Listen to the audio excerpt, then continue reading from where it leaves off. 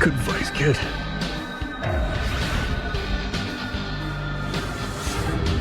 I've got nowhere else to be. Someone has to engineer the future. I'm here for the tech, not the small talk. Got it.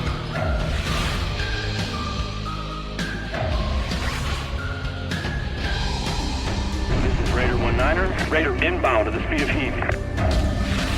Strike mission completed as tasked.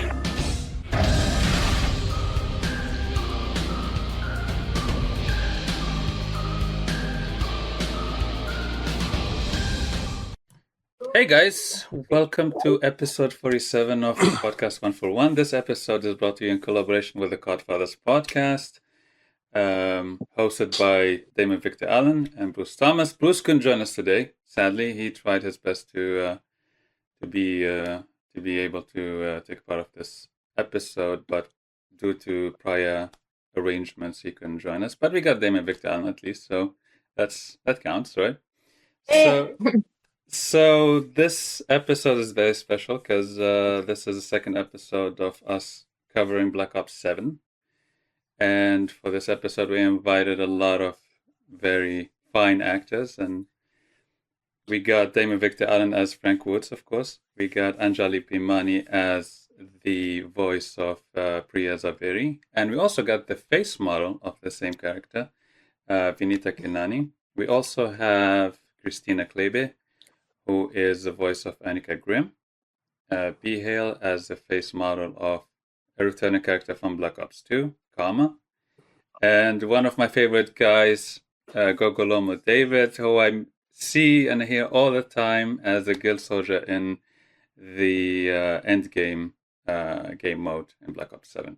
And my dear friend Abdul Alvi, who voiced Nazir in Black Ops 6. But he's returning as the pilot announcer, one of the announcers for the score streak in BO7. So welcome, and thank you for taking part of this. Thank you for having us. Yeah. It's always great, you know. Yeah, so like compared to how we did this last year, we when we started covering BO6. We did separate episodes, and then we did the BO6 cast reunion. But this time we wanted to go big right from the start. So we just wanted to bring everyone. And we're also planning a dedicated Black Ops 7 Zombies episode. So that's why they're not joining us for this one. Yeah. So before we start, I'll let you introduce yourselves. Like what character did you play in the game, and maybe a lot of people, some of the people would recognize you from previous projects, I assume, because I do. Let's start with you, Damon. You're the co-host for this one. Okay, my name's Damon Allen. I play Frank Woods in Black Ops 7, Black Ops 6, and Call of Duty Black Ops Cold War. Been doing this since 2019. The pandemic, like we were discussing earlier, and what a great game franchise to be a part of. This is exciting work. It's fun work. I think we all feel the same, saying we're very fortunate to be able to do this. It's just so much fun playing with other actors and getting to meet all sorts of different people from all walks of life and all over the world. Killer. Great. Is there more? I think I froze. I'm not sure. No, you're good. No, You're good. Okay. Taking it in. We're taking it in. So Anjali, just to be fully honest, I went through your IMDb and it was so long but I recognized you from Apex Legends, so that was one of my favorite games when it first came out. I'm very old, you see. I've been around for a very long time. So it's long because my years are long, young man. Hi guys, I'm Anjali Bhimani. I am the voice of Priya Zaveri. This is the first time that I have ever voiced a character that was physically embodied by someone else. So it's fun to have my twin Vinita here on the call. And yeah, it's really fun to be a part of this franchise for, I mean, a gazillion reasons, not the least of which is how cool it is, but also to be in another Blizzard game after Overwatch, and just to keep things kind of in the family, and also the folks at Treyarch are so lovely, and getting to work with Amanda Wyatt, our voice director, after having known her for so many years and finally getting to work with her. And really, kind of my favorite thing about this job is being free to curse in Hindi in a video game, because that opportunity doesn't happen very often. And when I saw the script, I literally asked, like, are you really? Can I? Am I allowed? Really? Very, very happy. So I hope we have done the entire South Asian subcontinent proud. Lovely. That's it. Vinita, how do you feel about being the face of the character that Anjali voiced? I mean, obviously, she was cursing a lot in that game. So Yeah, very excited. I knew that I was told that the person voicing my character was someone big, but I didn't know who it was, and I finally found out. Only 5 feet tall. No. I don't know what They they're said you talking were about. really tall. God, love No, it. and I was just so happy when I found out it was you, because yeah, I was like, oh, another South Asian woman, and of course, it was just very exciting to find out. Now we're like twins, and yeah, it's just really exciting. It's my first video game, so I'm excited. I normally do like a lot of commercial work and that part of stuff, but this is my first video game, so. And Yeah, very funny it's videos. fun. Oh, thank you. Yes, I love comedy. But yeah, I'm really excited also to be here with all of you guys, because it's so cool that some of us we're part of the cast is here is what I'm trying to say. So yeah, thanks for having us. And it was a really great experience. Oh, and for the poster art, I had to be like trained on how to hold this massive gun. So that was very interesting. It's fun. It's fun. Things are heavier. They're heavier than you think, right? Yeah, I was like, Yeah. guys, I worked out, but like not this much. Yeah. Also, I don't know if I'm assuming all of your Discord knows this, but I feel like it's something that's worth mentioning anytime we get on a stream like this with the whole cast. Very rarely do we get to be in the same room together when we are actually recording something. If you're doing the physical, acting, obviously, if you're doing the performance capture, it's a different story. You're in the room with the actors. But for the people who are voicing characters, it's things like this or conventions or events where we really get to spend the most time together. So it's also a treat for us when we get to come together on a podcast, because this is the first time I'm meeting, I think, all of you. Well, not All all of you. but Yeah. yeah. So it's really, really lovely, and it's really, thank you for bringing us all together. pleasure is mine. Actually, this is the second time where, just to mention, this is the second time where we bring the face model and the voice actor on the same episode. Last time we did it with another operator, Rose, voiced by Alison Packard and modeled by April Nicole. And it's very exciting because they never met, they never interacted prior to the episode, and it's same.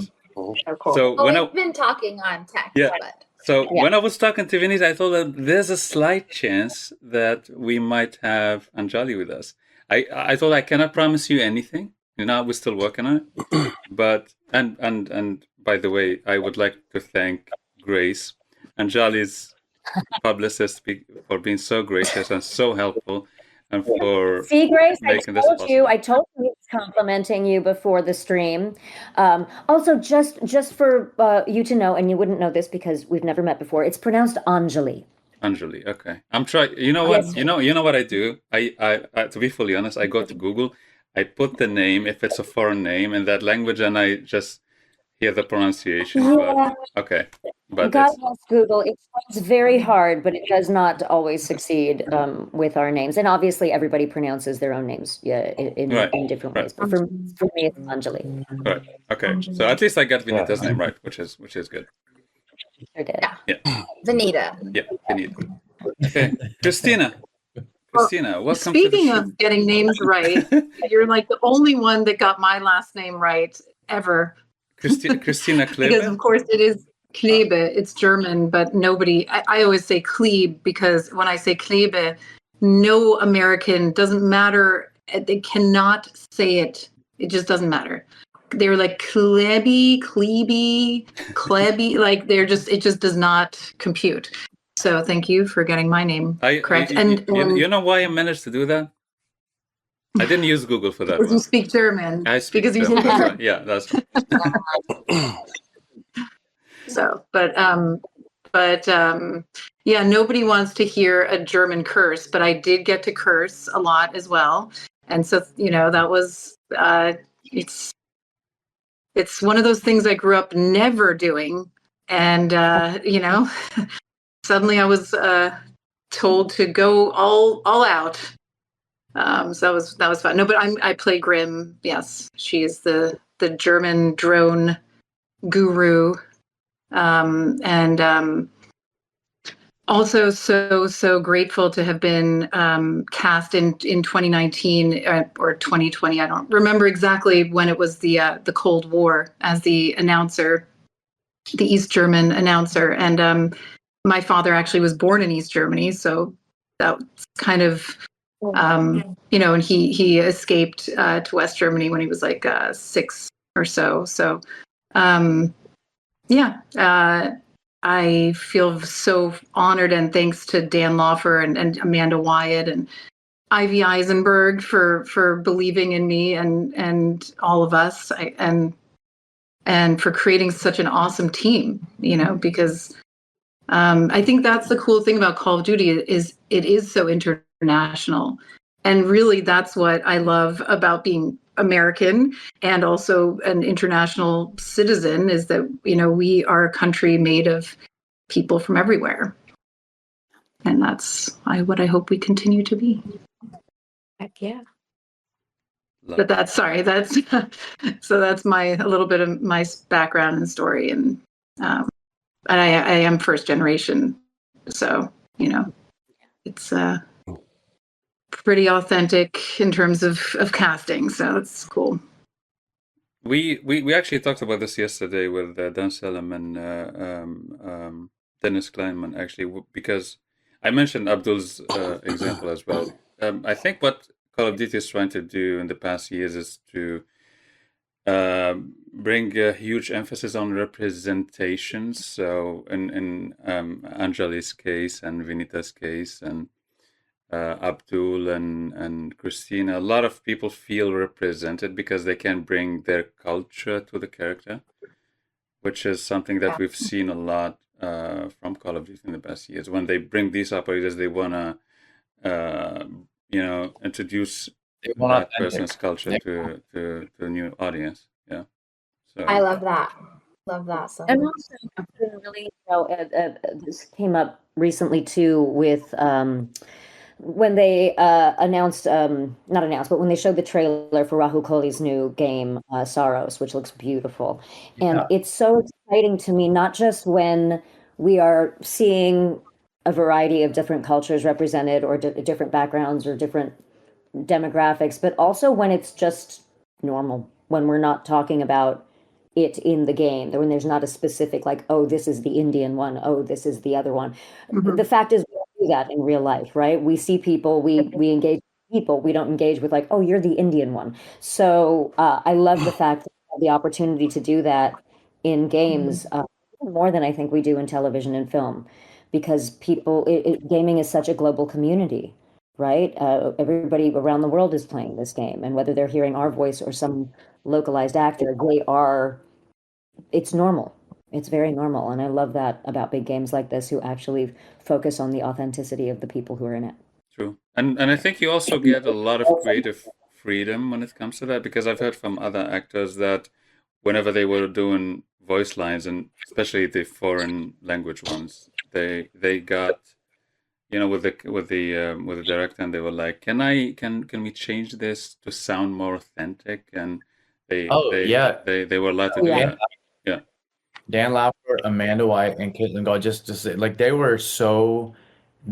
honored that. They were like, please bring it, because they have like lokes. Because I was like, how do you trust me with this? I was like, what if I'm just saying the wrong thing? But then, they were like, we have lokes teams, like location teams that will verify this stuff. But they're so about bringing that authenticity. And I just thought, this is such an honor to bring your true, your heritage to this role, to the arguably one of the biggest franchises in history, right?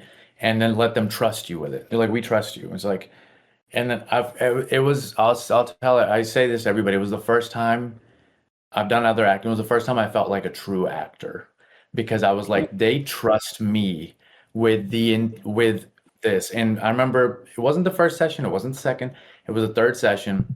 And I called my friend and I said, I am Nazir. Like, this is the first time I have walked out of a project and been like, I am him and he is me. Like, we are intertwined, and there's nobody can break that for me now. Nobody else can be like, I'm not saying they can't cosplay. I'm just saying I am him. Like, at this point, I feel like I know him as well as, if not better than the writers, because like I've embraced him, and they've let him embrace me, essentially. And so it was, the freedom that everybody is given on this.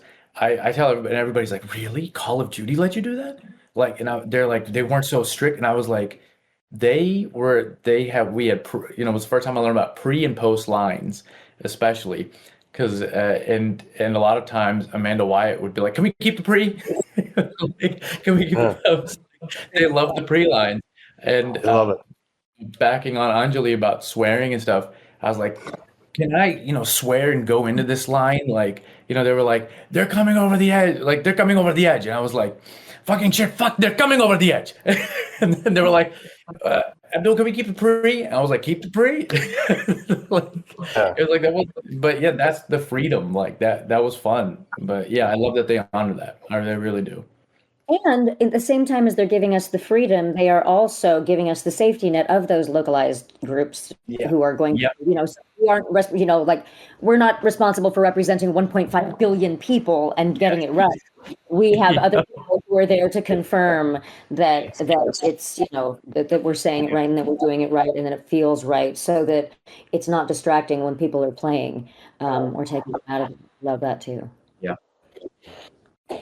Hale, you're. Let me ask you this. So you're the face model of one of the most beloved characters in the Black Ops franchise, which is Gamma. How do you feel about the opportunity to have modeled after you?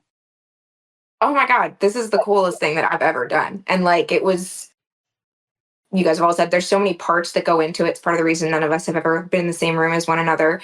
And even just with like the face modeling, I was told, in the room, they could end up just using parts of my face, and it may end up not looking very much like me at all. So as the trailers were coming out and I was, spotting the female characters, I was like, is that my nose? Is that my chin?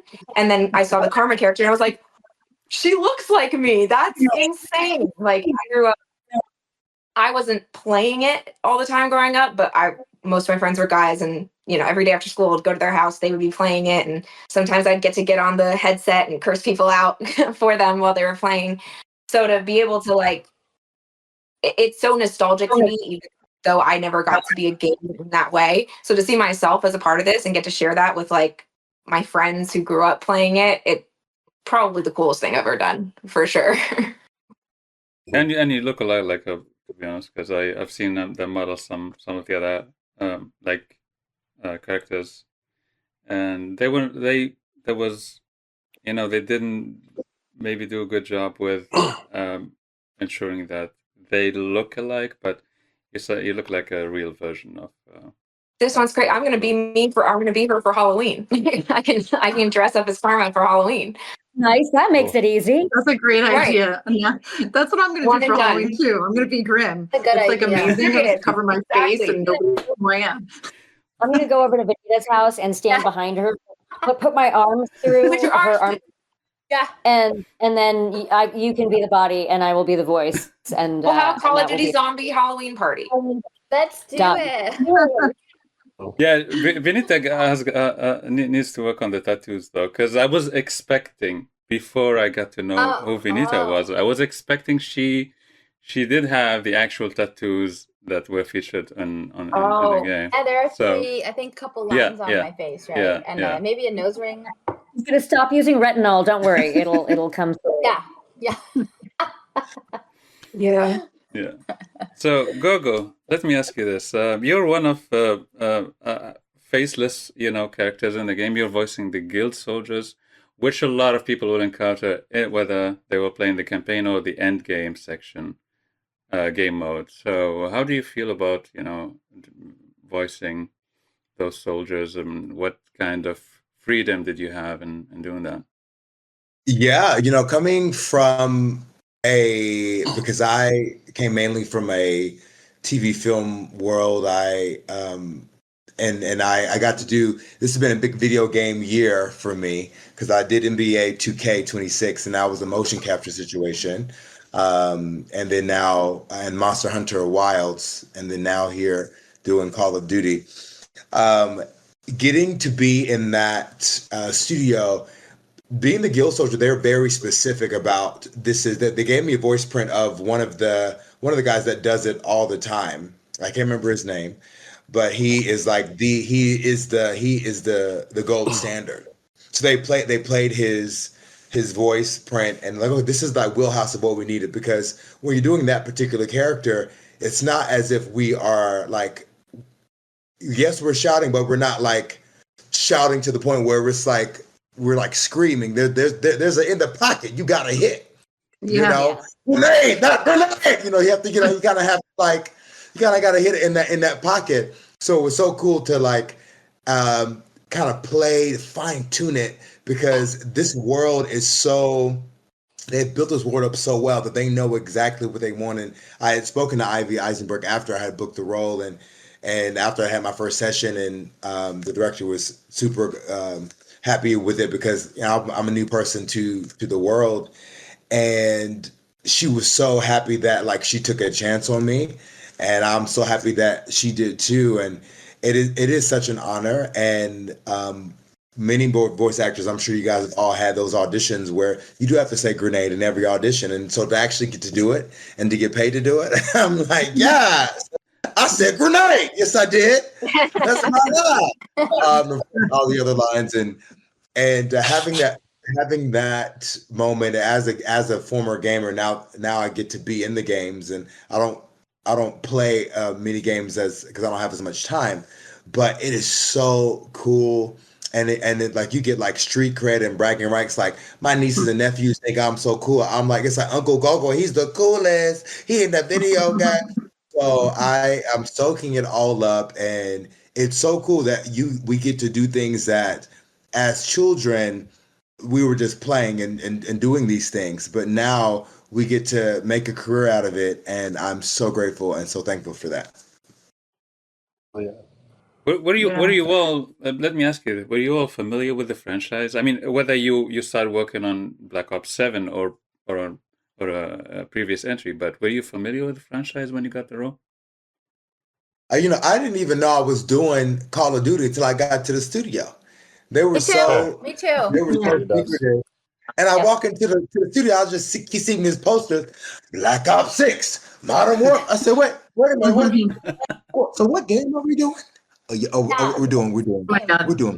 Well, oh man, totally sorry. So I didn't know what I was doing, but I was very familiar with Call of Duty. It's a staple in the gaming community, and I had played some similar versions of the game in the past. I just remember how nervous I was when I had a call back, and this was in 2019, before everything, before we shut down. And I remember going into Formosa, and I'm like a horrible auditioner, which I've had to audition a lot, but I get like so nervous. I don't even remember very often like what I'm doing, because I'm just like, it's just another, like I step into another, I don't even know, dimension. Which is, I don't know if that's good, or I still haven't figured out if it's good or bad, but I was so nervous. And I remember meeting Dan, and I was like, oh, he just seems so nice and not this is like a war game. Like I thought, and he's like so sweet, and it felt comforting to have him there. I just remember it so clearly. And my cat really, really loves to be the center of attention. I think she was an actress in a past life. And she just wanted to say hi. That's Button. Hi. But so yeah, I just remember it was I didn't know either what I was auditioning for, but I figured it was something like or getting called back for, and then anyway, that's that. I remember seeing the script come in for the audition, like in the in the email from my agent, and I remember reading it. It was like, and I'm a big gamer. I've been a gamer my whole life, and I played every Call of Duty. And I remember it coming in. It was like lines like UAV overhead, and I like literally looked like at like a like Jim like looks at the camera in like The Office. I like look up and I was like, come on. I was like, whatever the code name was, and I was just like, UAV overhead. Okay, it's like 5 in a row. I was like, okay, like I was like, and I remember because all the NDA stuff in video game is so like I take it so seriously because I've heard horror stories from other in fact, I think there was a Call of Duty actor. I remember seeing it on Reddit who had booked Black Ops in the past, posted about it the day he booked it, went on set and was like, I'm in the new Black Ops, and he got fired immediately. And I was like, Yeah. bad move, dummy move. But like, I'm so protective of these things. So like, even when I was saying like coming out of the sessions and stuff, it's just like, people ask like, how was it? Or any TV show, like I'm in a TV show coming in like next year. How was it? You can't say, it's just like, it was great. I felt it was the best I've ever felt. And like, so like, what was it? It's like, you'll see. It's like, I'm so protective of that stuff. But like, but myself, like I'll see these other scripts come in and I'm like, what the hell? What game is this? But Call of Duty was so immediate, and I was just like, okay. And right before I did the audition, I went and played a game. I went and I was like, I'm gonna log in. I'm gonna play a game, and I'm every time my character says something, I'm just gonna repeat it right after. And as soon as I did that, I went right to like my recording booth, put it on, and I just sent the audition in right there. And I was like, UAV above, like whatever it was. And I was like, that's it. I was like, that's how I would say it if I was in the game. It's like, what else do you want to do? But when I got that call back going to Formosa, like you said, going to Formosa, I was like in another world. And I remember I was just like, I'm not messing this one up. And I called my agent. I was like, if you have any last minute advice for me, I need it right now because I'm going into that room with Ivy and everybody. And they're like, just be honest. This was my first video game. And they're like, be honest and just be real. They're gonna ask you if you've done video games. Don't lie. They're like, you haven't. Although I was a character in Black Ops 3, like the motion capture, but I haven't done any characters. And it's so funny because I come from a world where I've booked commercials nonstop. I can book TV, and I cannot book a voiceover to save my life. And then I moved to LA. I can't book a single commercial. And then video games I book is Call of Duty. It's like, where did that come So from? you're saying you have to move to book something. Is that what you're saying? I think that really well to I think that speaks really well to the fact that the industry overall is starting to understand that storytelling is storytelling. And that as long as we as actors are open to playing in any medium, we'll be able to work and we'll be able to tell those stories. I think we used to live in a world where everybody had to pick a lane, and gone are those days, which is awesome because, again, if you're a film actor, of course, doing voiceover is going to be better for your experience of knowing where to place people off camera when you're trying to decide whether you're yelling grenade into comms or you're yelling grenade to someone 20 feet away or someone 50 feet away, right? Everything is everything. It's just a matter of learning the specific technical aspects of each medium. But it's been really fun over the last 10 years watching everything start to melt into everything else, and watching so many friends and so many people and being able to cross the streams, being able to, apologies to Vancouver, but being able to cross the streams and be a part of so many different things and be able to do that all on the same day. Yeah. You can be in a game on the same day as you're doing a night shoot for a TV show, or you're doing a play or whatever. It's very fulfilling to know that you no longer have to depend on only one way of storytelling in order to be able to be a part of this industry. I really love that. Very true. I agree. Vinita and Bia, I'm curious to know what's the casting process like for face models, because Yeah. I think it's very different than the voice acting one, right? For me, it was. Oh yeah, go ahead. Like, no, you go. For me, I was back home in Jersey, and my agent had submitted a headshot, and I got the call back off the headshot. So we did a Zoom call, and she just wanted. It was with Ivy. Love her so much. Could not be more thankful for her.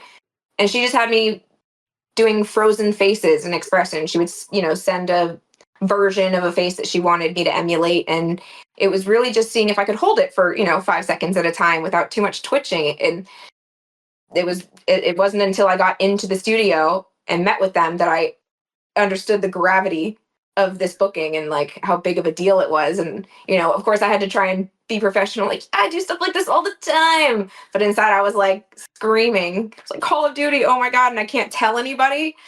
It was a long wait, but it was such a quick, the juxtaposition between what the booking was and how simple the casting process felt from my end was just made it so that the reveal was so much larger. There was no way I could have anticipated having booked something so large off of what felt like such little give from me.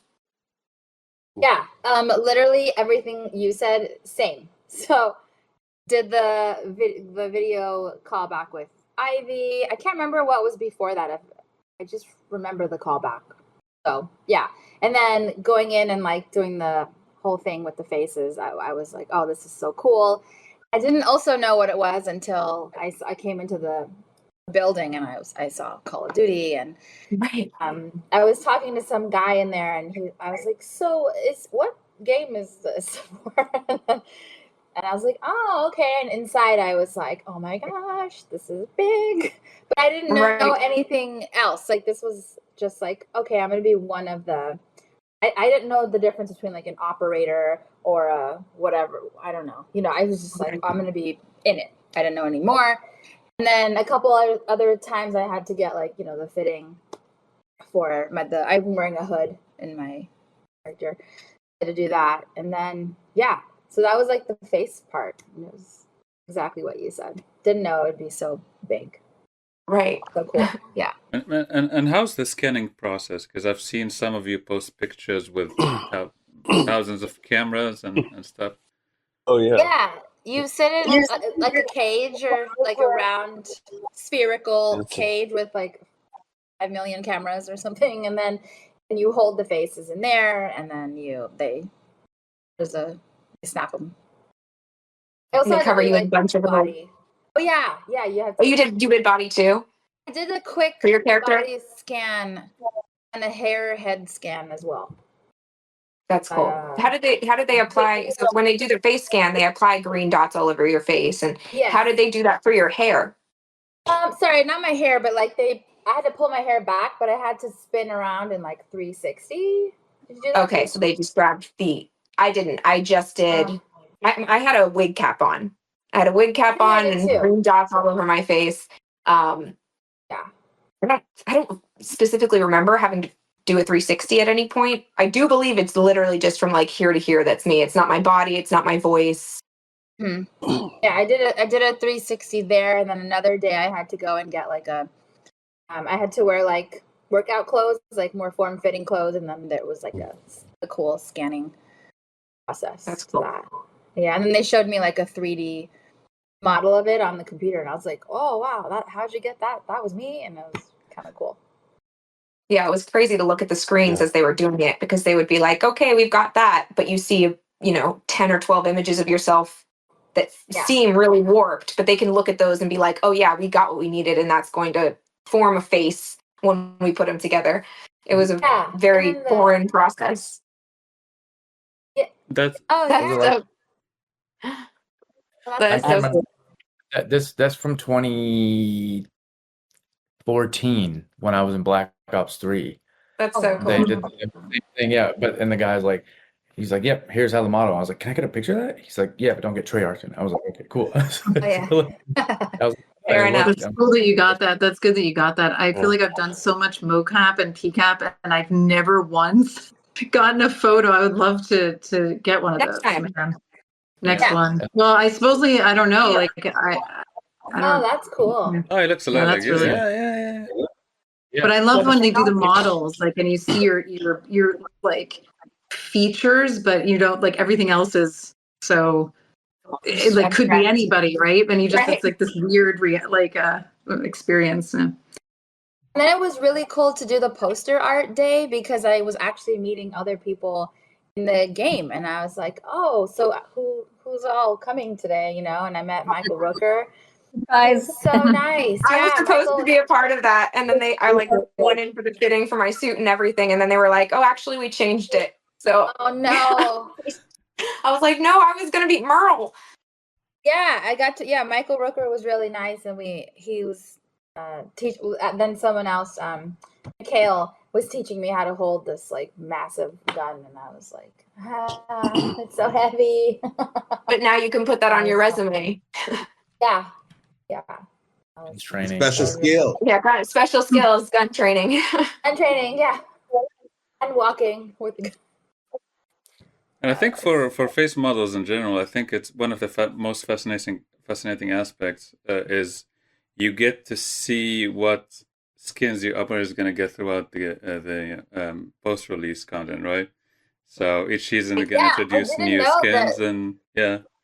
Yeah, I didn't know. Like just now, recently, a new skin just came out where I just posted it and I had hair, and I was like, oh, cool! Like I have a new outfit. I didn't know there's so many outfit changes. Yeah, your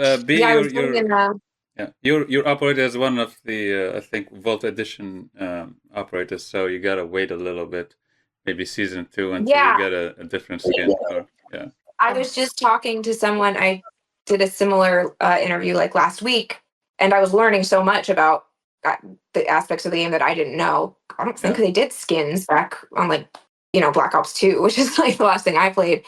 But apparently there's like a little bit of divide on bringing back like more whimsical skins, and I'm like, I hope that they do, because I would love to dress my character up like in a ball gown while she's out there messing it up, you know? I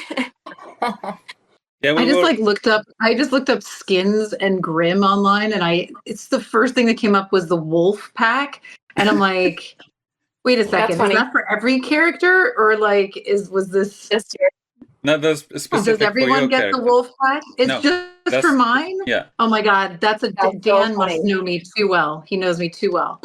I don't know who comes up with this. Actually, but. Have any fans reached out to anybody about like getting a skin? People will message me on Instagram from Pakistan and from like England, because this purple jacket was like viral for Nazir in Black Ops 6, and everybody's like, "Hasib bhai, can you like?" Because funny thing is Nazir's full name is Nazir Hasib. My full name is Abdul Hasib Alvi, and I remember going to Dan. I was like, was his name always Nazir Hasib, or did you make it Nazir Hasib because you saw my name was Abdul Hasib? Yeah. He's like, it was always Nazir Hasib. And I was like, wow, I was meant to play this guy from the beginning. Meant to be. Yeah. So this jacket went viral on like, this was like the That's cool. So everybody wanted a puffer. Jacket. And everybody was just like, hey, like, I think you're Nazir in Black Ops. Can I get a code? And I was like, code for what? I didn't even have the jacket. I was like, code for what? And they're like, yeah, this jacket. Can you get the code? I was like, sorry, it doesn't work like that. Oh, they like want it. Yeah. They want to be able to get it for free. I was like, no, I want it. Like, so That's what somebody asked me for a code too. Someone I know. And I was like, I don't know what you're talking about. I know. I'm gonna have to pay for the game out of pocket the second that I get it. So I can't help you there. Yeah, I think the Call of Duty community is built differently when it comes to loving and being attached to characters in the game. I mentioned like a small example yesterday. Like I play with a lot of people, and some of them they play with the same character like for all the time, and they know every single voice line. And every time they would hear a voice line, they react like it's the first time they've ever heard it, and they're very excited about it. So, and I see a lot of people do cosplays of their characters, do fun art, and yeah. So I think it's really surreal to see how the community is reacting to seeing those operators in the game. I think this is a testament to the power of games in terms of people's empowerment. Because, when you watch TV, when you watch a play, there's only a limited amount of engagement you can have. There's still this separation between the actors and the people watching, or the people taking in whatever the art form is. But in games, people get to play as you. People get to play as these characters. They get to feel like they are those characters. They have ownership over it. And when they get to identify with a hero, they get to see the hero in themselves, and they get to take that out in the world. And so if you meet them in public, or when you meet them in public, and you suddenly say one of those lines in exactly the way that they've heard it for so long, it's like proof that feeling exists, that ownership exists, that excitement actually exists in the outside world as well.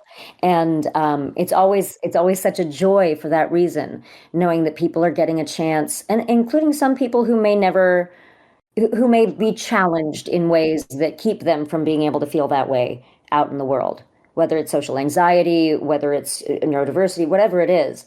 It's really fun to see people take ownership of these characters. And so when people are like, oh, this is my main character, this is my main, or Priya's my main, or whatever, it makes me feel proud, because it feels like now we've given something to them that they get to keep. Yeah, you're I've basically never thought of impacting it that someone's way. life. Yeah. And that's so beautiful and real. Yeah. Holy crap. Yeah, it is. Piggybacking off this, like the art form that you can participate in, right? You sit back and watch a movie, sit back and watch a TV show.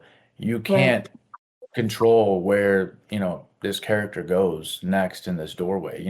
Multiple endings in video games. I remember it was Roger Ebert back in the day who said video games can never be art, and there was a whole debate around that. Everybody was just like, are you kidding? I mean, I'm sorry, but whenever I go onto a TV set and when I go into a video game set, I'm bringing the same skill set. I mean, different, but I'm bringing the same artful skill set to each set. So to say it can't be art, I fully disagree with that. This is the only art, the only one, on my screen at least, that I think people can participate in and be like, I can be a part of this art. Like other ones, I have to sit back and just whatever the director says happens. Otherwise, yeah, I think it's a beautiful thing. You're right. It's people who aren't in that space to do that maybe in real life, right? It's kind of why we play video games, to escape, not in a bad way. It's like, I want to know what it's like to be on a planet in another galaxy. It's like, let's simulate that. Let's try at least. I want to drive a Bugatti, and GTA 5 yeah. Me too. And Because when that it links sounds back to awesome without having to get in an accident in real life. ideally, yes. But it also links back Go ahead. to what we were saying earlier about the art forms kind of crossing streams. I've been booking a lot of verticals lately, which are a newer media that have gotten a lot of traction. They get hundreds of millions of views. I watched you in one of them, by the way. Did you? Yeah. They're definitely their own vein of acting. They're very soap opera-esque, but they are starting to take on some of they're doing like choose your own ending type ones and stuff like that. So like they're incorporating that gaming aspect that does make it feel like they get to involve themselves in the characters and the character making. And they're getting really creative with the ways that they're able to bring these mediums together and the way that the users experience these mediums throughout each platform. It's such a cool time to be alive. I can't wait I don't know what a vertical is. Horizontal. So I told my dad I was doing verticals. He says as long as you don't start doing horizontals. So the weird thing is that like I don't know, it's so weird. I can't watch. No, I'm sorry, but I just can't watch them, and I've got to like I have a like because we are naturally evolved to see wide, like as like our bodies, our eyes. Now maybe we're some animals have them more of like deer and animals that are more like less predatory and more prey, right? But like I cannot, like I don't know why we're starting to make our vision more small. You know what I mean? Like because I'm like whoever came up with this idea, sorry, but it's I can't. It makes sense for the age that we're in. So people, especially the newer generations, are constantly on their phones, right? And they've discovered that even with the new TV shows and stuff that they're putting out, the horizontals, they do have to change. They have been changing up the way that they put them out and assuming that the viewer is also scrolling on their phone while watching these things because that's what studies have shown or happened. I'm just waiting for people to start using more phones horizontally again instead of vertically because it would make more sense too with our two hands to be using. We used to have them, but they used to be around. How can I drink my coffee at the same time? I think we should be more in the moment. Starting to be crooked from the one hand holds. I think Damon asked. I think Damon, you asked what are verticals? I don't know what that is. Just stay like that, Damon. Don't entertain the verticals. Okay. Sorry, I'm sorry. I have. Once I see it, I can't unsee it. Is that what you're saying? No, verticals. Stay with the horizontal. There's a lot of people who are avoidant of them, but it's basically the same thing as a like soap opera, except it's shot. It's like shot same vertically. It's not about the story. It's more just because people love soap operas. That's like I think everybody loves that. They're shot vertically, and a lot of people come across them in like the ads on Facebook and stuff, but in order to like sit down and watch the entire thing, they're about feature length films that are broken up into 1 to 2 minute episodes. And you swipe through and when you hit a certain point, you hit a paywall. And it's usually like right as the climax is about, the big drama is about to be revealed. And then you pay per episode. So, but they're extremely popular. Like I have one of my projects is like 150 million views, and some of the projects that are the biggest on the platform are like 500 million views. Like they're very, very popular. So there's something to it. And I think it really is just trying to meet the new generation where their brains have been forced to be in terms of attention span and even, yes, they're watching one consistent story that's 2 hours long, but if you tell them it's only 2 minutes that they have to dedicate at each point, they're a lot more likely to sit there and dedicate that time to it. It's an unfortunate cool if they did it in a horizontal fashion. Yeah, so like if they just like made them like Candy Jar is one of the vertical platforms. They shoot it in both. They will shoot vertically and horizontally, which is also great on our end to be able to use that. Our union needs to start taking care of actors that are doing them too. Our union needs to get involved. I'm a little bit split on that because they are trying to get involved, but the rates that the union rates would be so low. Like the most I've only ever worked as the villains. I usually play the mean girl. And I got $600 a day to do that. And that's not what you're going to get paid when they become SAG. But they have been really good about having stunt coordinators, intimacy coordinators, always on set. And the sets feel very professional, but I do worry that if SAG starts to get involved, that the rates, because it's a new medium, they can put it out as like the new media usage deal or webisode deal, and those are like $125 a day, and you shoot like 18 pages in a day. Like it's a lot of work, quick turnaround. So I would be disappointed if all of a sudden the average rates for those started dropping, since they're one of the only things shooting consistently right now. But there does definitely needs to be some adjustments because I don't know how the longevity is in terms of that medium. But it is just cool how they're starting to cross stream with scrolling, with the Vine and the quick content, but still elongating it. And then the choose your own endings is coming in. So it's a video game, and they're just capturing the parts of escapism that people go to their devices for. Yeah, so let me share this with you. As someone who watched some of this kind of content, I can tell you it's inevitable that, you know, the medias nowadays is consumed differently. So some people, you know, this generation in particular, they don't have you know, they don't spend a lot of time, you know, watching a 2-hour movie or 3-hour movie. So whenever they, you know, doing something, and they can jump on and watch like a 3-minute section of the whole film, and then they can go back and continue the story where they stopped later. So from, you know, a media consumption point of view, I get it, but it's a different thing compared to. So I get Christina's point as well. I get Christina's point, but you know, you have to adapt how the media is consumed to the newer generation. Yeah, most people get their news on their phone today, right? You see it on Instagram before you hear it. Like, even like, you know, my parents still watch the news every day at 6:30 p.m. But I'll see the news that they see at 6:30. I'll see it at 8 a.m.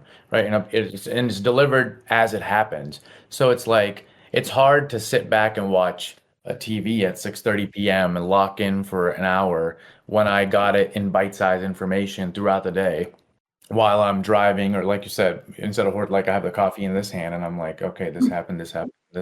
It's inevitable, but I think even to bring it back to video games, there was a time when video games were about, like back in the 2000s, were about 8 to 10 hours, right? You could beat a game in 8 to 10 hours, and then a game that was like Final Fantasy was 40 hours was like, wow, this is a 40-hour game.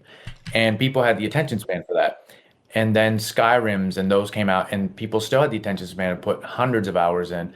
And now I've noticed a trend of campaigns getting back shorter, because they're like, hey, like, we have to compete with this. Like, we have to compete, and there's, you know, how else are you gonna do? So I've just noticed that trend. I don't know if anybody else knows. Yeah, remember when Instagram changed these stories from horizontal to vertical? I think that's literally when that switch happened. And I remember I would still shoot things in stories horizontally. Because, you know, somebody who went to film school and is like, you know, loves the moving image in our old, you know, like as art form, it's hard. It's hard to see it in vertical fashion. Not the stories, because stories work, you know, of course, no matter what, whether they're soap opera-esque or, you know, artsy fartsy or video games or.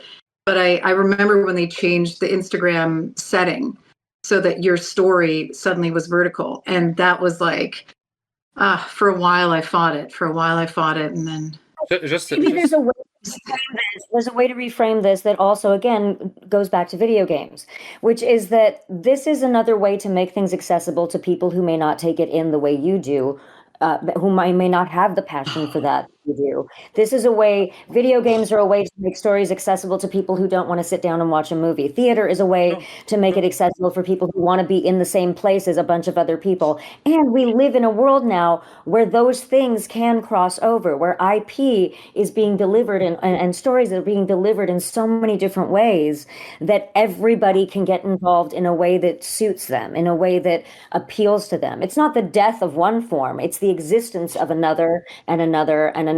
I mean, I'm old enough to remember before video games existed. And when games came out, there were plenty of people who were like, this is going to destroy theater, this is going to destroy television and film. Didn't do that. It just offered a new way in for other people, and an exciting new way for people to innovate on, okay, cool, there's a new format with which to tell this story. What is unique about this format, whether it's a game, whether it's a play, whether it's a vertical video or a horizontal video? What is unique about this format that it can do that no other format can do? And what is the thing that it doesn't do well? And how do I tell a story in a slightly different way so that it makes sense that I'm telling it in that format, as opposed to just an exact retelling of something that you've done in a different format? Sure. Definitely do not disagree with anything you've said. That's totally true. I do think that SAG does need to we need to get, you know, that we're struggling right now as like, and there hopefully is a way that they can get the same amount of money that you're getting right now negotiated for you and for anybody doing that, and that they should, because if it is an up and coming, you know, form of entertainment, that's then something that should be definitely involved in in negotiations, and then you will get health insurance, or like eventually through the contracts, and that's really important, I think, for a lot of people, and SAG can be better, and they can learn how to do, take in the new technologies. I'm just a vertical non-liker, but it's not about the storytelling aspect of 2 minutes here, 2 minutes there. Like, I just visually don't like vertical, that's my own artistic whatever, but that doesn't mean it shouldn't happen or shouldn't be around. We can go back to games, you and everybody else on this. Yeah. We can go back. I might add something to what Anjali said. So I remember, back in the day, because I was a gamer since I was a kid. So I remember when we didn't have any cinematic experiences in video games, and the voice lines were cheesy, and they didn't even bother to hire voice actors, like professional voice actors back in the day. And that changed when they started bringing actors, and they started, implementing these cutscenes and storytelling in video games. So I think it became a totally different media. This is also, and one of the things that we love about media, they do this so well. It's this beautiful merging of technology and the arts. It's this beautiful merging of how do we get human beings who are artists to come in here and create these performances, but also we have animators. Also, we have people who are sound designers. We have all of these people who have different fields of expertise, but they're all going into making that performance incredible. Because the sound designer has as much to do with a performance that we do as we do. Because and the animator, no one's going to believe a character if their mouth is not synced up with with their voice. All of these things go into it. The developers do not get enough attention because there's every bit goes into everything that we're doing. Even just getting a chance to talk about what it is when you guys get face scanned, or what it is when we do performance capture, so people understand this is it doesn't take a village, it takes a city. It takes it takes so many people to put all of this together. We often luck out because we get to be on podcasts like yours, or we get to go to conventions or what else. But there are so many beautiful, creative, artistic people working in the technology areas to build this game and to build these games that are now coming together in two fields that used to be never the twain shall meet. It's a really When you think about all the moving parts that go into this, and each part being completely crucial to the end, it makes no sense that it was able to all come together. Something surely must have slipped through the cracks with all of the parts, the process. But no, everyone is so good at what they do, and it's a collaboration that's almost like an orchestra to give us this final product that we couldn't have imagined being as it draws you in, to the world, and you just think of all these mechanical parts and you're like, how could it possibly come together? And it does, and it's incredible. It's really extraordinary. Yeah, I think I remember. Go ahead. No, sorry, go ahead. I was about. I remember in the process of auditioning, because for anyone that does voiceovers, that you audition quite a bit for roles that you'll never hear back from ever. And I remember there was a time where I was getting a little frustrated of like auditioning and never hearing anything.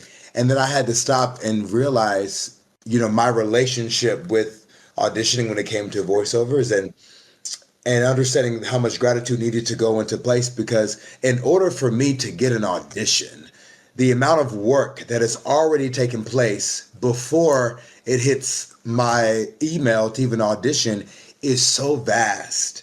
And I said, I now have to be in a space of respect for the work that's already going forth before me, so that I can have an opportunity to even be considered. And I think that was such a big turning point in my career, with all the mediums of acting that I do, of just respecting the creative process of those before me and those after me as well. and it made it so much more. It made it fun again. And it's like, okay, I see someone. I see the lines you put into this thing. Okay, I see the little character description, the little 5-page breakdown of the character. Let me read this. Let me read the storybook real quick so I can get into this. And all those things to enable us to give the performances that we give, and it's so beautiful. And I think you're right, Behel, that to see it all come together, and I see why people, as the consumer, are so excited, because like, it's this whole world. We live in a world, and now people have created another world. Another one. It really is cool. Yeah. Damon, let me ask you something, because we were just talking about this. So is Damon Get going, everyone. But it's been really great with seeing everybody, and hopefully we get to meet again. I left my contact details in the group chat, so please reach out if you guys want. Before you go, can we take a group pic before you leave? You want to take a pic? Yeah. Yeah. I have to leave too. Who's taking it? Okay, I'm just taking pictures. Just let me know. Okay, let's look a little bit. Okay. Yeah. Okay, I did multiple pictures. I'll send them over after that. Okay, cool. I was like, someone's taking them right. So who's leaving and who's staying? So nice meeting you. Have a great rest of your day. It was so nice to meet you. Yeah, I'm close after. Okay, I gotta go too, guys. Okay, so Abdul and Vinita are leaving? Bye. Yeah. Okay. I'm heading out too. Talk to you soon. Bye. I'm sorry. I'm heading out here. Okay. So All right. It was sorry. so nice to meet you, Anjali. Have a great rest of your day. Oh, please find me online. I cannot wait to connect. Hopefully we'll all Yes. work on a horizontal together someday, and maybe a vertical in the future. From your mouth to God's if I ears. ever get over it. I want to work on a diagonal together. How about that? Let's do a diagonal. Fuck it. Okay. Cool. And Damon, you were saying? You were saying, Damon, so what was as an actor, I wanted to ask you about your experience, because you were an actor before doing motion capture. You were in 3 different Call of Duties, and you did mocap for those, right? So how is that different than doing actual acting in front of the camera?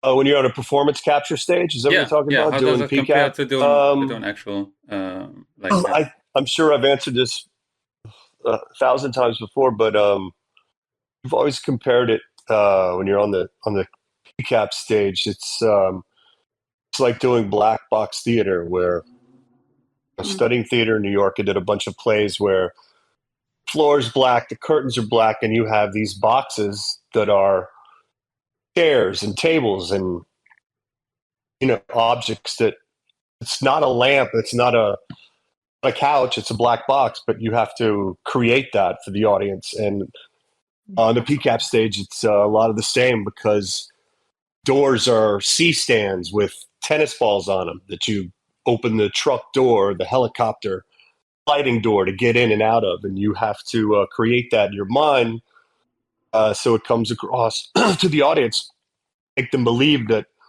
it's a helicopter or a tank or a Jeep or a motorcycle or what have you. You got to create that. So it's a lot of imagination comes into play, and which is fantastic. It's a fantastic part about doing it, is creating that world, and hopefully you do a good enough job so people buy what you're doing. And your background is in theater? I was in New York in the 90s. I lived there for eight years. Damon, were we in the same repertory companies? I don't know. I went to American Academy of Dramatic Arts for 2 years, and then I did their theater company for the 3rd year. I was a member of the Jean Cocteau. I don't know if did you ever do plays there at the Jean Cocteau repertory?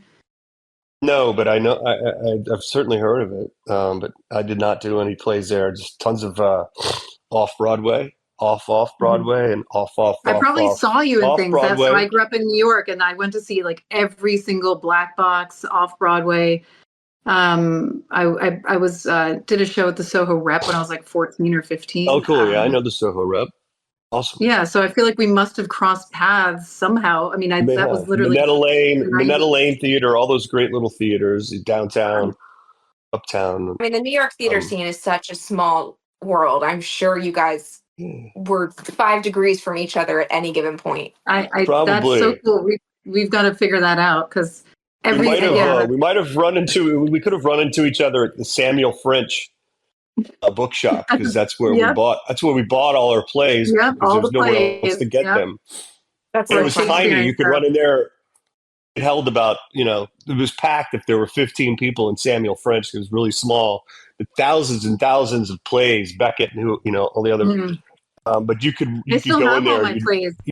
I have I have walls of my old plays. I mean, that was like that was what I did. I mean, and sometimes it's so crazy to look at them and see, even some of them were just for learning monologues or which, what monologues I highlighted or underlined, and the notes some of the times. Oh my gosh, like the intentions. I was so good about writing all my intentions and the character, arc, and starts here. And then she's like, I mean, we studied a lot of Shakespeare back then. And, obviously I think, I don't know if that's cool anymore, but I would urge everybody to go back to Shakespeare, because Shakespeare, it's like, it is true that all stories are Shakespearean.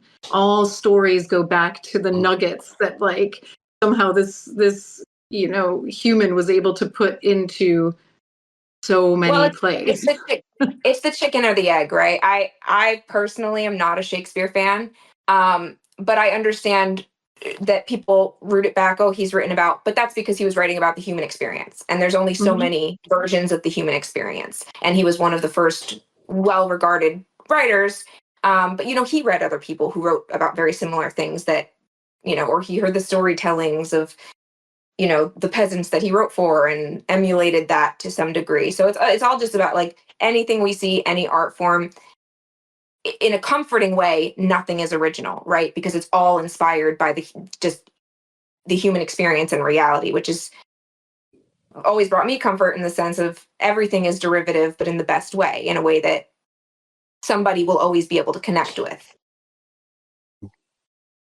Yeah, and going back to the theater aspect, I do think when you have a background in theater, or you've spent time on the theater at whatever level, especially doing like a black situation where everything is kind of created in your head, and it allows you to, like, when you're stepping into doing voiceovers and you have to like emote from the dark space of your studio, when you have one little light, you got to turn the air conditioner off so it don't get too loud. All those different things to like create this world, and it's I think having that theater background, for me especially, was so helpful, and being able to be comfortable with having nothing visually in front of me, but I see the world around me through me. So I think that it really is a blessing. There's a book by Michael Chekhov, not Anton Chekhov, but I forget what the name of it is. It's an incredible book, and it just talks about his acting technique, and it's really all about imagination. So going back to what Damon, you just laid it out so perfectly, and also it's about using your imagination when you're doing performance capture or voiceovers, right? Because you don't, like similarly to the black box, you don't have the set that is built for you with every single prop that's like in a film. Sometimes it feels almost what do you call it? Like it feels constrictive on a set on film or on television shows, because you're moving so quickly sometimes, or I'm sure, doing the verticals, like you're moving so fast. But I think the imagination of being in like an open space, doing the PCAP or, doing theater, it's that imagination lets you play in the moment, in the space, more than sometimes actual film or television lets you. I don't know, just but Michael Chekhov is a great writer. It's called the Chekhov acting technique, and it's all about being in the moment and seeing things around you and creating your your reality as you go, and really just being in the moment and using your imagination. Yeah. Yeah. And I think, when you talk about going to like the video games or something on TV, I just had that thought because, it's easy. I would say doing TV and films and commercials are a lot easier because, when someone is drowning in the pool, they throw them in that pool and let's see if they and just start drowning. Okay. It's so Exactly real. right. Like, of course you're having some real reactions. And then, in the theater space, you have to create that for yourself. Which is why you see a lot of theater actors that come in and just shut it down in TV and film because they know they don't need all this stuff to prime them to be there. It's like, oh no, we can. I'll serve the moment up for you. So it is interesting to meeting people that are just from film and TV and have never done theater and vice versa. Because it is a different medium, but I do think you learn how to act when you have a live audience, when you've worked in those kind of live performance spaces, because it just gives you that foundation. And so there's something there to it for sure. Oh, absolutely. And I can say that from somebody who doesn't have a theater background. I played Hodel in the 8th grade, play a Fiddler on the Roof. But apart from that, I wasn't involved, and I didn't start acting until I was 24, and I had been a preschool teacher before that. So I've definitely been struggling with not having the experience of, one, using my imagination that creatively or suspending disbelief, but also when you've done theater, you get over that feeling silly thing. And that's something I still struggle with anytime I have to be bigger than I am in real life, is not feeling ridiculous or not letting the feelings of potentially being ridiculous stop me from being able to connect authentically in that moment, even if it's in an elevated state of energy than I would typically be in. So I do always, look back and think, you should have done it. I was worried about not being busy. I wanted to be able to be free and do whatever. I didn't want to do after school anything. When I was done with school, I wanted to be out of school. But every time I hear about the stories of my fellow actors and their experiences in theater, I'm like, wow, I'm missing some really key experiences and foundations that the actors around me are using and pulling from on almost every set that they go to. True. So since we're on the subject, I'm excited to see you in the theater show. Let me know so I can come see you on the black. Yeah, I'll start flying right now. Since we're on the subject, like when was actually the moment where you just realized I want to become an actor? Was that like something that you already had in mind, or or something that just naturally happened? I mean, I loved glam my whole life. I didn't know what I was going to do. I moved out to LA because I was at a point in my life where I just wasn't sure what I wanted to do. So I wanted to take myself out of my environment. And I found this place called Upstart, and it was an artist commune. And you had your own little private pod, but then it was like public bathroom or shared bathrooms and shared kitchen. But they also had a recording studio and a self-tape studio. And so I was surrounded by people who were pursuing art. I was only supposed to be there for a month, but just a few days in, being surrounded by people who were so passionate about what they were doing and so up and ready to collaborate and teach me things that I didn't know about instantaneously. I've always loved the arts, but I grew up with being taught to be practical. If once you retire, you can be a jazz singer, like that's not, you don't pursue something like that because most people don't get it. But then once I came out here and felt the energy, I was like, well, I'm gonna give it a try. And my partner is an actor, and he started before I did, and he had representation in Texas, who I used to read for him, and his rep was like, why don't you put her on camera? Let's see. So I signed with them, did like a Lifetime movie, a few commercials in Texas, and then I got my rep out here, and it's primarily been the verticals, but the Call of Duty thing was like one of the first things I booked through the rep out here. And that was probably the thing that really showed me that showing up and trying to, learn from wherever you are at each point is number one in leading to any sort of success in this industry, because we're blessed to be surrounded, at least on most sets, by people who have something so interestingly different from the way that you work to offer you and to take into consideration on the next set that you walk into. It's been great in that regard.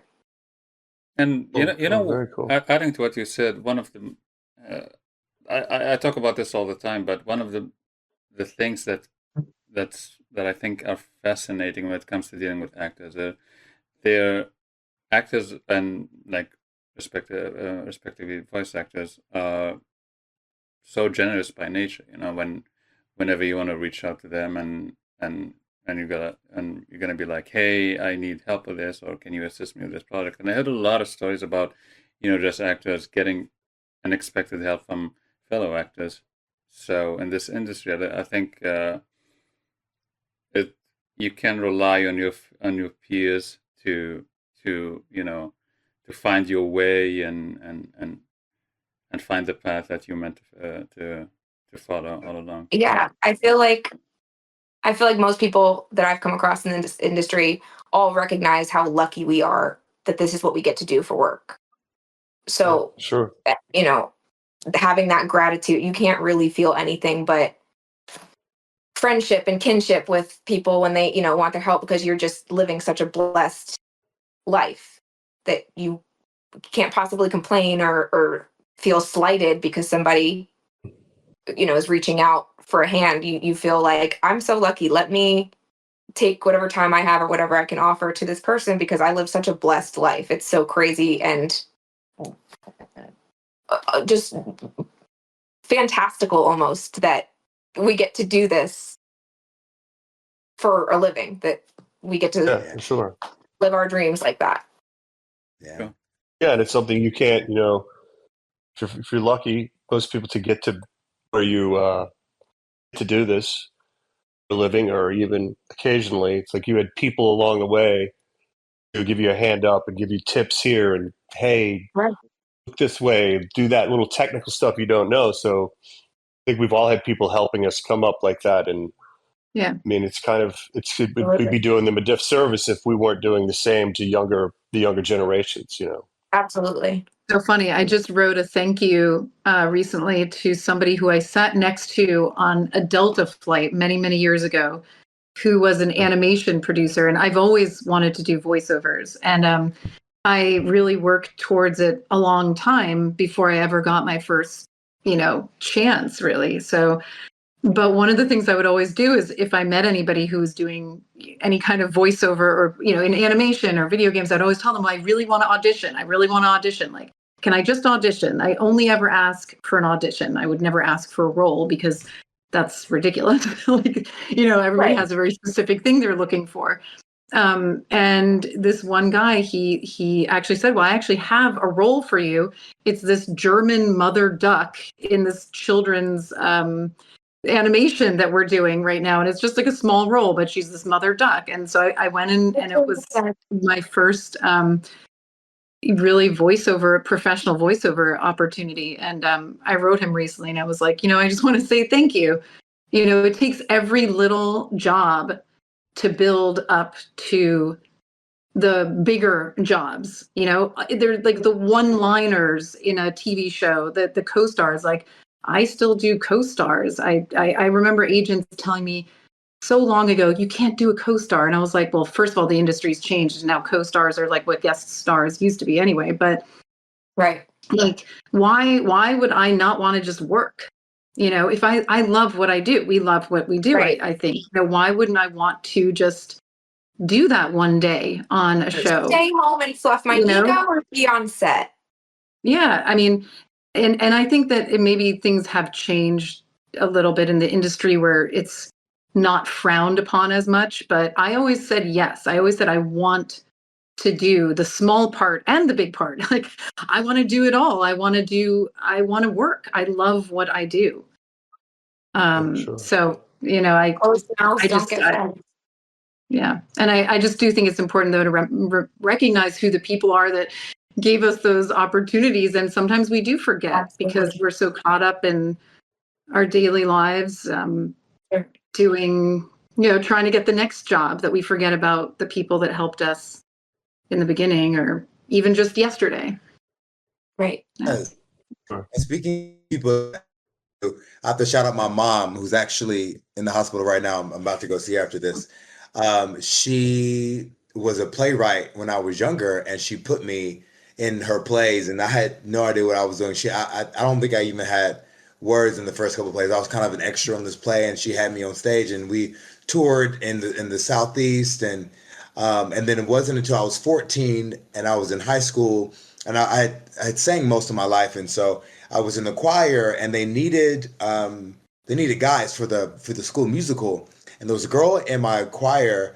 Her name was Alyssa Griffiths. Shout her out. And I had a little crush on her. And she was like, "Oh, you should audition for the musical." I said, "Okay, I'm gonna audition for the musical." And so I didn't audition for the musical. I instead went over to the director and said, "Hey, I want to be in the play." And because they needed guys, and he knew that I could talk and he knew that I could sing, he was like, "Okay, I'm giving you the role of Vince Fontaine in Grease." And so that was the role, and I did a voiceover in that role. Like, they played it over the PA system in the actual play. And I remember right before I stepped out on stage for the first time in that role, I got this physical feeling, this physical manifestation of my passion, and I was like, oh, this is it. This is what I'm going to do the rest of my life. I'm going to be an actor. And I just knew that with every fiber of my being.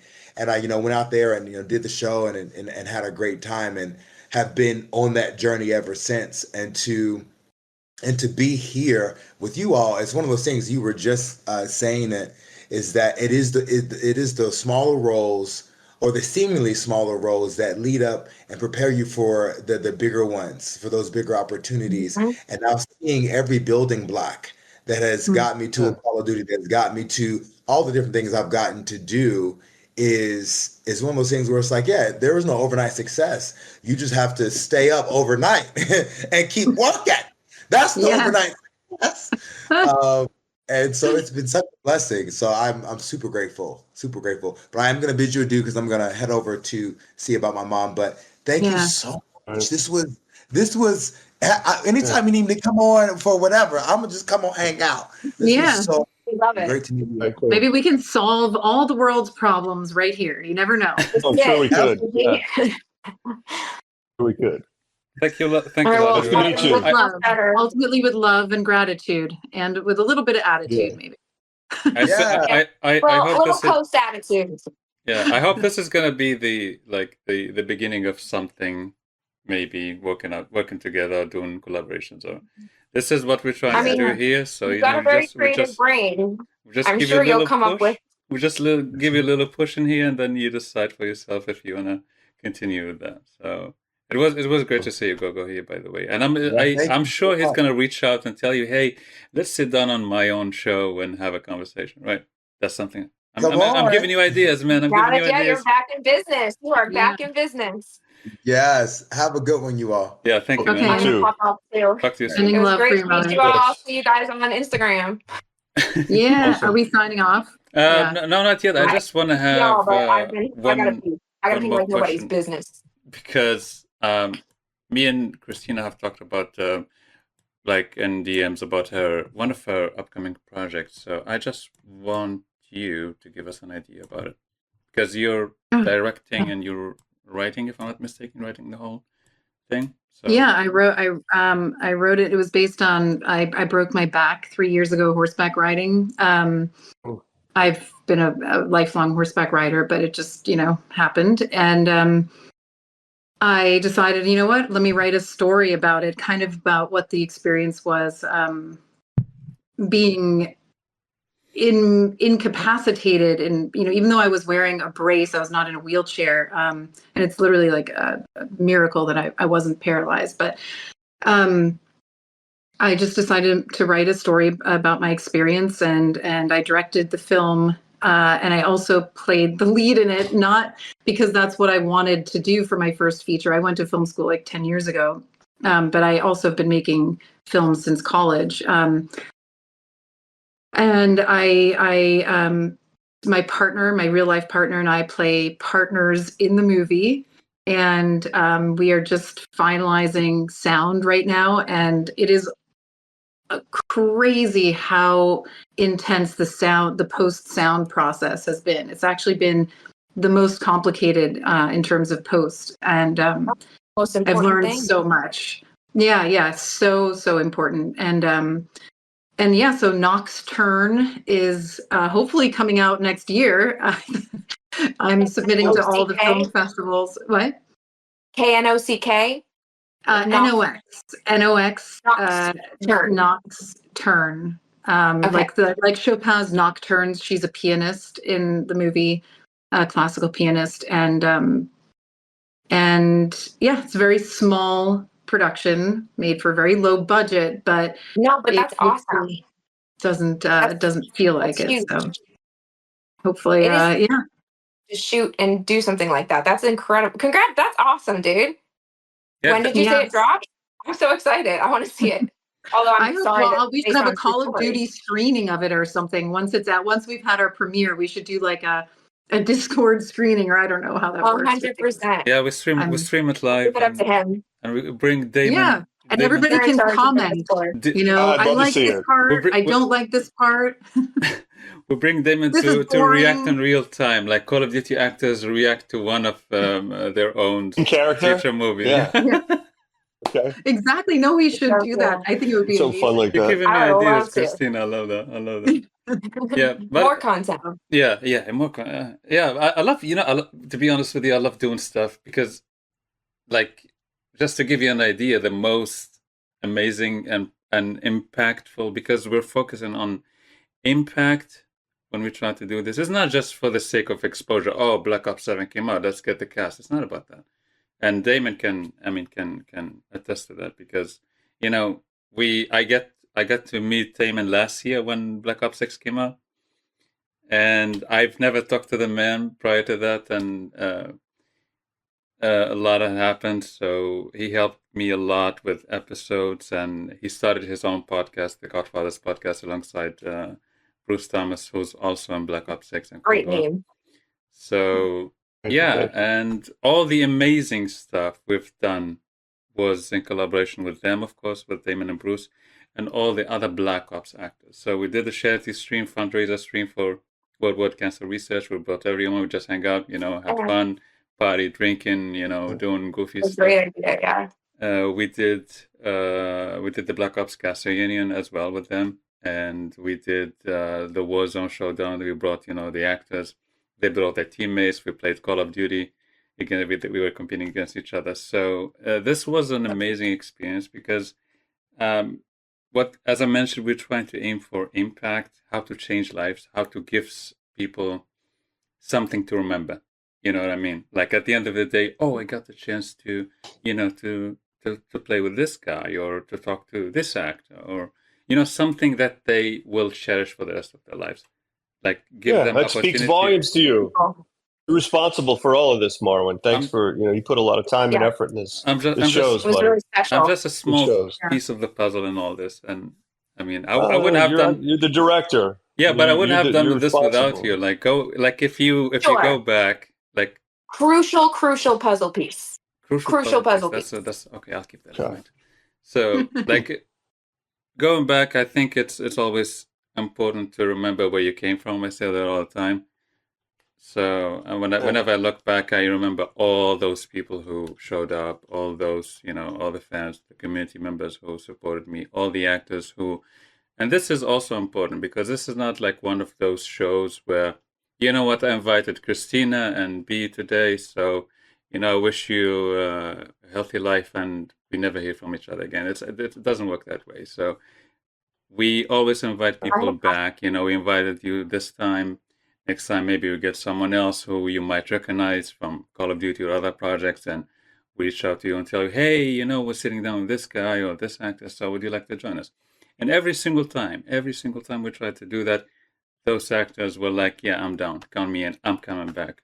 Second time, a third time. Well, when you create a good experience like this. Yeah, so it's really amazing. And again, most of those actors are people who worked on Black Ops. So big shout out to Activision Treyarch and all the people at Treyarch, especially and the casting director Ivy Eisenberg for managing to get such a great Queen Ivy cast, because it speaks volume and it shows that they care a lot about the synergy and within the team and with all the people that they work with. So it's cool. great. I mean, yeah. Right. Great community you've built here, man. Oh Great. yeah. We're building this together, right? Thank you for Glad to be reaching part out. of it. I'm always so skeptical when I get messages on I know. Instagram or anywhere. I So I'm know. always like, oh, like who? Like I have to do all this research first. You know, like you never know. You know, the next thing I know, like I can get you 500 followers. yeah, no, exactly. But then I very quickly recognized that you were. I'm legit because I hear that all the time. Yeah, is this guy legit? Is this guy? Yeah, no. Just got to make sure. Yeah, you never know. yeah. Nowadays. You do get like spam messages, like you know these kind of weird, like oh, I think you'd be a perfect fit for helping to promote like some, and I'm like then I look up the person and I'm like, I don't think it would be a perfect fit actually. But yeah, lots of spam. Yeah. So just before we sign off, I'd like to ask you something. What do you want to tell the Call of Duty fandom out there? I mean, obviously, Black Ops 7 just came out. B is gonna get more skins in the game, obviously, and Kristina, I'm gonna send you all the voice lines that are recorded from. Oh my god, that would be amazing! Oh, thank you. Give you an insight on how you performed. But what do you want to tell all the fans out there and the Call of Duty community out there? Thank you for your love and support and enthusiasm and all of that. Thanks for. You're just as much a part of it as we are. It takes a village, it takes a world. So thank you. Yeah, really. Thank you for keeping it alive in the same way that it was when I was growing up, to the point where we get to be a part of it in its apex. Like it's never been so incredible. And the meaning behind it, just like all of us connecting over it, is what I think the point of life is. It's just seeing how connected we all are, and that Call of Duty and something as magical, and that all the hard work that went into it comes together and really brings us closer to one another is so special. So thank you guys. Yeah, thank you so much. Thank you for being for also supporting real actors, because I know from a lot of people involved in the making of the game that a lot of you know, and who have been playing were really adamant about wanting real voice actors. And I think it's really important that we continue to remind ourselves that there is no comparison. You know, it's just we have heart and soul, and there's something that you can't copy, you know, that we bring. And I hope it stays like that. And really it's you guys who will be the deciders, because you're the ones playing and buying the game. And that speaks monuments. Sure. Yeah. I'm you know, I'm very to be honest with you, I'm very happy that we got another Black Ops game, because usually it takes 3 years. So Black Ops 6 came out last year. We had a back-to-back release this time. So it's not going to happen again. Activision was clear about it. But I'm happy that we got to enjoy a lot of Black Ops within the last 2 years, which is amazing. Thank you all for being here. Thanks for all the viewers for joining us. Thanks for having us. Yeah, and I'm looking forward to seeing you again. I mean, obviously, I can say it safely. We're gonna do Black Ops 7 cast reunion once we do multiple episodes and we interview most of the cast members. So eventually, we're gonna come back. Hopefully, we're gonna get more than 24 actors this time. Who knows? Anything is possible. Go for your dreams. I say that all the time. So everything's possible. And I have everything is possible written on my little thing on the wall. That's like my one. So that's amazing. Yeah, that's a personal belief, because looking back, this wouldn't have been possible if I didn't think, you know, I can go the distance, you know, and right. Imagine telling the little kid version of you everything that you've done. And flipping off the walls. And before we sign off, let me tell you something. I forgot to mention this. I envy you, because you as actors, because I've always wanted to do something creative, but I ended up being in IT, which is the exact opposite of what I want it to be. But at least I get to do this on the side, some, creative stuff, I like This is the extremely podcast, creative, like yes. those, those events and, doing stuff with the community. So at least, I still have the chance to do creative stuff, but maybe that could change in the future. Who knows? Just the beginning. Yeah. It's a lot easier to get into than you'd think. One of us has to write the role of a podcaster. Yeah, who's bringing people together and into a trying script, to change and the then we world. know who to call. How to and the movie is like how to change the world with a podcast. Yeah. Yeah. I mean, I personally believe that. So anything is possible, and oh, absolutely, we know that. Yeah, only time will tell, right? So, Right. Thank you all for being here. Thank you all for your time, the viewers out there. Thank you. And those who are going to be watching the VOD later. And we're going to see you on the next one. Right on. Bye, guys. All right.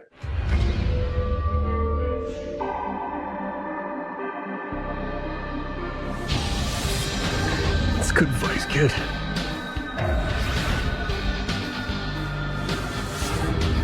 I've got nowhere else to be.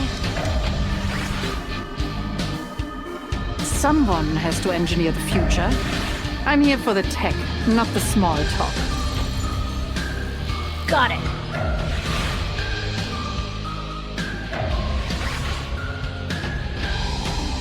This is Raider 19er. Raider inbound at the speed of heat. Strike mission completed as tasked.